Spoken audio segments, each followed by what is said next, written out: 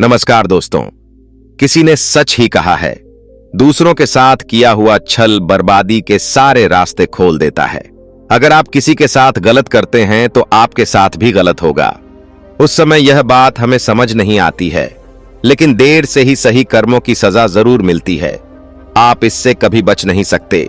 जो आपने किया है उसका अंजाम आपको हर हाल में भोगना ही पड़ेगा। और यह कहावत कितना सही है यह हम इस कहानी के द्वारा समझेंगे।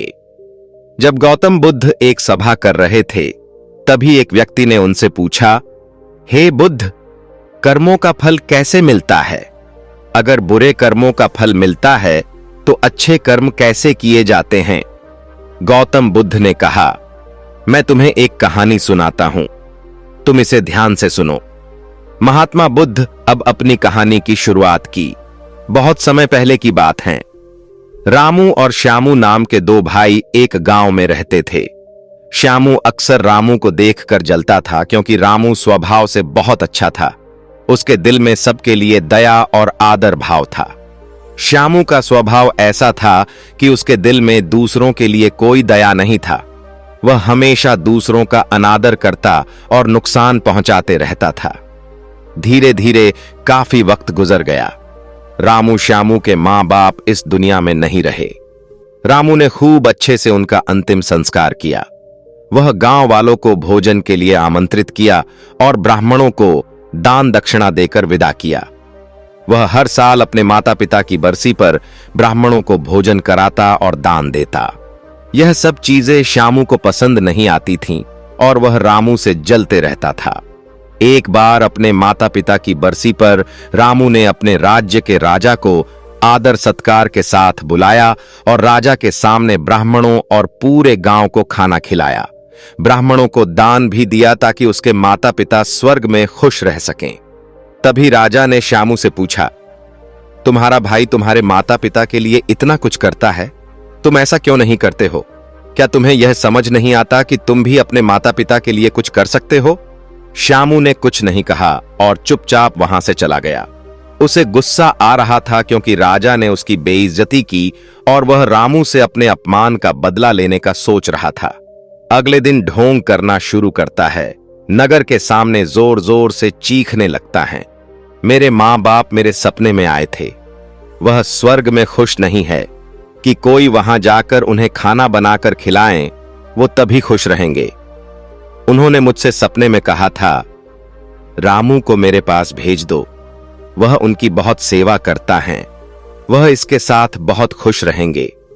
राजा कहते हैं, यह तो अच्छी बात है, लेकिन इसके लिए तो रामू को मरना पड़ेगा। रामू को यह सब समझ आ गया था कि यह सब केवल उसे फंसाने की चाल है, लेकिन वह फिर भी कहता है, चलो इस बहाने सेवा करता हूं। और उसने मरने के लिए तैयारी करना शुरू कर दी। वह राजा से कहता है, महाराज, आप अगले दिन नदी किनारे एक नाव का बंदोबस्त कराए। मैं नाव से कूदकर नदी में अपनी जान दे दूंगा और फिर स्वर्ग में जाकर अपनी मां बाप की सेवा करूंगा। राजा ने कहा, ठीक है, अगले दिन इन सभी चीजों की व्यवस्था कर दिया जाएगा। रामू नदी में कूद जाता है और सारे गांव वालों को पता चल जाता है कि रामू अब इस दुनिया में नहीं है। अब वह स्वर्ग की ओर चला गया है, माता पिता की सेवा करने के लिए। श्यामू बहुत खुश था कि उसका इकलौता भाई दुनिया में नहीं रहा। जो भी जमीन है अब वह सब मेरा है, मैं ही इसका मालिक बनूंगा। धीरे धीरे काफी दिन गुजर चले। एक दिन अचानक से राजा के दरबार के बाहर रामू बैठा होता है और जोर जोर से रो रहा होता है।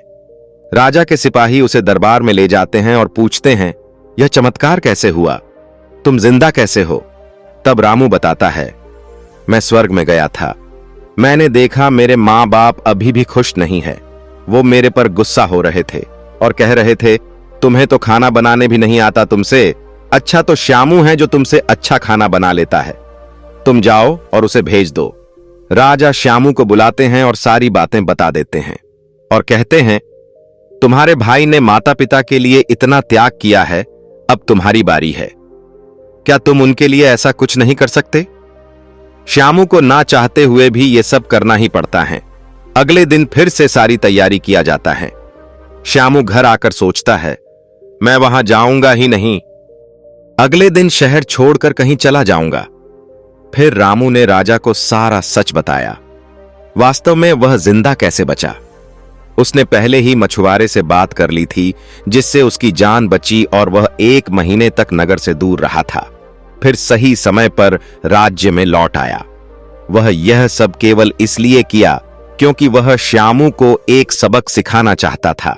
इधर श्यामू शहर छोड़कर जाने का योजना बना चुका था। अपने योजना के अनुसार वह रात के अंधेरे में ही घर छोड़कर भाग जाता है। वह घर छोड़कर कुछ दूर गया ही था कि तभी राजा के 2 सैनिकों की नजर उस पर पड़ती हैं और उसे रोकने की प्रयत्न करते हैं। श्यामू और सैनिकों के मध्य हाथापाई और लड़ाई शुरू हो जाती हैं। श्यामू गुस्से में आकर एक सैनिक के सिर पर पत्थर से मारता है। सिर पर चोट लगने से उसकी मौत हो जाती है। यह सारी बातें जब राजा को पता चलती हैं, वह श्यामू को माफ करने वाले ही थे। अब वह और गुस्सा हो जाते हैं श्यामू पर और क्रोध में आकार मृत्युदंड सुना देते हैं। अगली सुबह उसे नाव से धक्का देकर मारने का आदेश जारी कर दिया जाता है। उसको उस आखिरी समय पर अपनी गलती का एहसास होता है कि जिंदगी के अंतिम वक्त में भी उसने लोगों का बुरा ही किया। उसे भी अपने जीवन के आखिरी पलों में गलती का एहसास होता है। पर वो कहावत तो सुनी होगी, अब पछताए होत क्या। जब चिड़िया चुग गई खेत और पछतावे के साथ उसे अपनी जान से हाथ धोना पड़ता है। दोस्तों, अगर कहानी पसंद आई हो तो वीडियो को लाइक करें और चैनल को सब्सक्राइब करें। धन्यवाद।